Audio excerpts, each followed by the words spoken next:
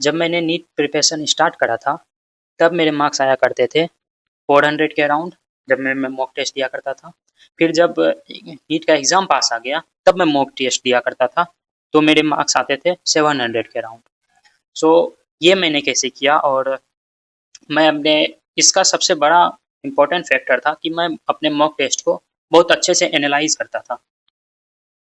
So hello everyone, myself Avinash Kumar, MBBS first year student from AIIMS Gorakhpur. So welcome to part first of secret talk.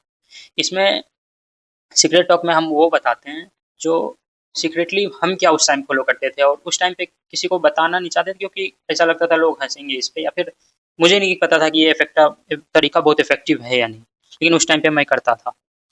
सो कैसे मैंने अपने NEET के marks को, मैंने अपने टेस्ट के मार्क्स को इस तरह मेंटेन करते हुए आगे बढ़ाया, और फाइनली मेरे 700 आए थे, और जो बाद में कम हो गए 695 हो गए थे, जो हमको एम्स गोरखपुर तक पहुंचाया।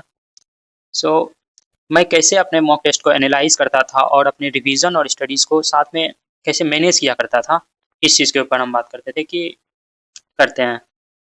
सबसे पहले मैं टेस्ट देता था, उसके बाद मैं वहीं पे ऐसा टेस्ट देने के बाद तुरंत अपने रूम या घर नहीं वापस लौट जाता था। वहीं पे क्वेश्चन बाहर में मेरे कोचिंग में जगह थी, तो रहते थे स्टूडेंट के लिए, वहाँ पे बैठ के पहले मैं अपने आंसर्स मैच करता था। आंसर की मिल जाती थी, उसके बाद मैं वहीं पे बैठ के आंसर मैच किया करता था।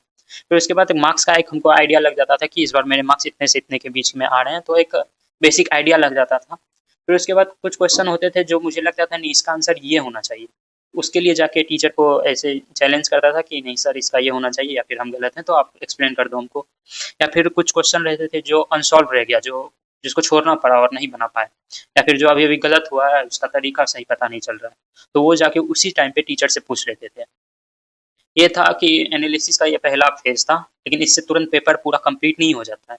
हम पहले वहाँ पे पूछ लेते थे, उसके बाद क्या करते थे कि अच्छे से तुरंत रूम जाके पढ़ने ही नहीं बैठ जाते थे।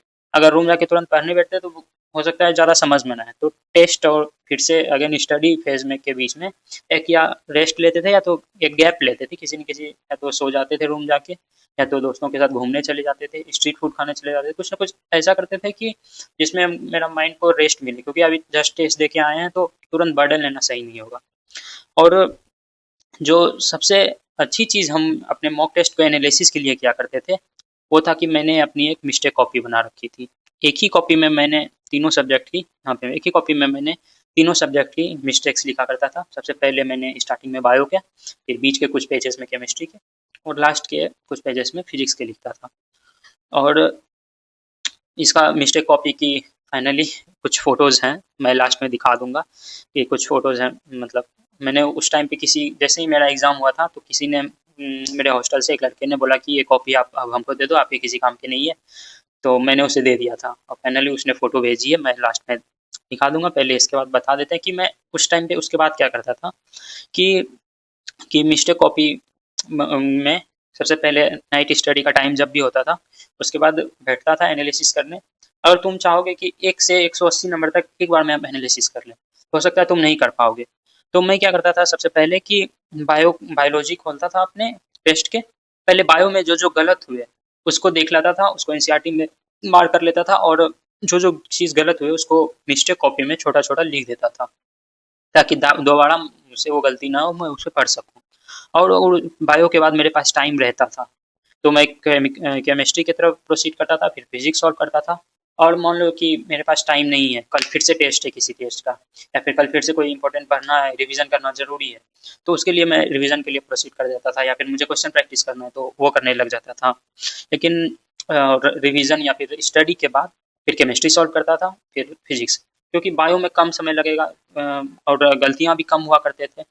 सबसे पहले करो क्या कि तुम जैसे वो पेपर सॉल्व करके तुम अपना ला चुके हो, तो सबसे पहले सिर्फ रॉन्ग क्वेश्चन जितने हैं तुम्हारे, या फिर तुमने छोड़ रखे हैं, जो तुमसे क्वेश्चन नहीं हुए, जो हो चुके हैं उसको छोड़ दो, या फिर हो चुके हैं तो अगर देखो कि ये वाला इंपॉर्टेंट है तो उसे तुम देख सकते हो।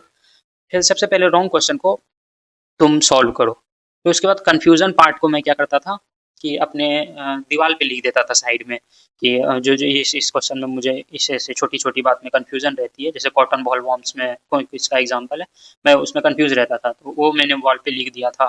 फिर रॉन्ग क्वेश्चन जितने थे, उसको अपनी मिस्टेक कॉपी में लिख लेता था और जितने भी नेक्स्ट टेस्ट होता था, तो उसके पहले मैं अपने पिछले पेपर को रिवाइज़ करके जाता था और ऐसा मैं सिर्फ़ एक टेस्ट के लिए नहीं, हर टेस्ट के लिए किया करता था और इसका रिज़ल्ट बाद में कुछ ऐसा आया, ऐसा मैं रेगुलरली हर टेस्ट से पहले करता था।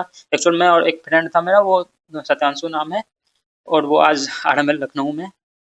हम दोनों ने डिसाइड करते थे कि एक दिन पहले करेक्शन विंडो ओपन करेंगे क्योंकि उसका उस कॉपी को अलग से नाम दिए थे कि उसको करेक्शन विंडो बोलते थे और जब एग्ज़ाम का टाइम पास आने लगा था, उस समय तक मैंने अपने अंदर जो इस चीज़ से रिज़ल्ट को पाया कि 1 से 2 पेज हम मुझे पूरे अच्छे से याद हो गए थे कि इस पेज में क्या लिखा हुआ है, कौन-कौन सी गलतियाँ, इस पेज में कौन-कौन सी गलतियाँ लिखा हुआ है, मुझे अच्छे से याद हो गए थे, देखना भी नहीं पड़ता था बार-बार और लास्ट तक आते-आते ओनली 4 से 5 गलती होते थे, जो मुझे कॉपी में लिखना एग्जैक्ट 700 आने लगे थे, तो 3 से 4 गलती कर रहा है कोई भी स्टूडेंट, तो वही 4 से 5 गलतियाँ जो मुझे मिस्टेक कॉपी में लिखते थे, उसमें से भी काफ़ी कन्फ्यूज़न वाला क्वेश्चन गलतियाँ रहता था। सो थैंक यू, लेकिन उससे पहले ये देखते जाओ कि ये मेरा बायो का वो है, मिस्टेक करेक्शन कॉपी है, जिसमें मैंने अपनी सारी गलतियाँ लिख रखा है कि जैसे मैंने लिख रखा है कि यहाँ पे एक्साइल का एग्जांपल है, सोलेन एसिलिलियसी क्रैब साइकिल में एक और कार्बन कंपाउंड, मैं जो खुद भूलता था। ऐसा ज़रूरी नहीं कि ये एक बहुत सिली क्वेश्चन है कि भैया आपको ये नहीं आता था। जो सिली चीज़ मुझे नहीं आता था, मैं वो लिखता था। उस टाइम पे मैंने जैसे एक लाइन में, यहाँ पे देखो कि मैंने एक लाइन में 2-2 ये लिख रखा है।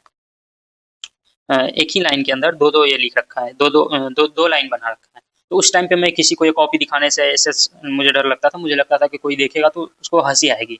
तो उस टाइम पे मैं कॉपी ये किसी को नहीं दिखाता था, सिर्फ़ कुछ ही लोगों ने ये कॉपी देखा था। लेकिन बाद में जब एग्ज़ाम हो गया, तब मुझे ये कॉपी दिखाने में किसी को शर्म नहीं आती है कि हाँ, मैंने ये गलती किया है, हाँ, ये मेरी गलतियों का कॉपी है, मैं उस समय गलती किया करता था। जैसे यहाँ फ्रॉग वाला पूरा पोर्शन यहाँ पे है। फ्रॉग की जितनी गलतियाँ होती थी, मैं इसी जगह पे आके लिखता था। जैसे टीईसी बीओसी कुछ निमोनिक्स लिख लेता था कि स्पर्म का पाथवे है टीईसी बीओसी, इस तरह से याद रहता था मुझे कि फ्रॉग के स्पर्म का पाथवे कौन सा होता है। फिर उसके बाद ये फिजिक्स की कुछ गलतियाँ हैं, फिजिक्स के में भी सेम इसी तरह करके फॉलो करा था और उसके बाद ये रही केमिस्ट्री की गलतियाँ। जैसे इसमें मुझे कोई लेटिस एनर्जी को कैसे देखते थे, इससे स्टार्टिंग में कुछ क्वेश्चन गलतियाँ होते थे, लेकिन लास्ट तक में मुझे नहीं लगता, मुझे काफ़ी क्वेश्चन इससे सही करे थे, इस सिर्फ एक सिंगल फॉर्मूला से, और इसको मैं हर टेस्ट के पहले रिवाइज करके जाता था। सो इसी तरह करके मैंने अपना मॉक टेस्ट को एनालाइज करता था और नेक्स्ट टेस्ट के लिए अपने आप को प्रिपेयर करता था, जिससे इतना अच्छा चेंजेस आ पाया। So hope this help you in your preparation. Thank you.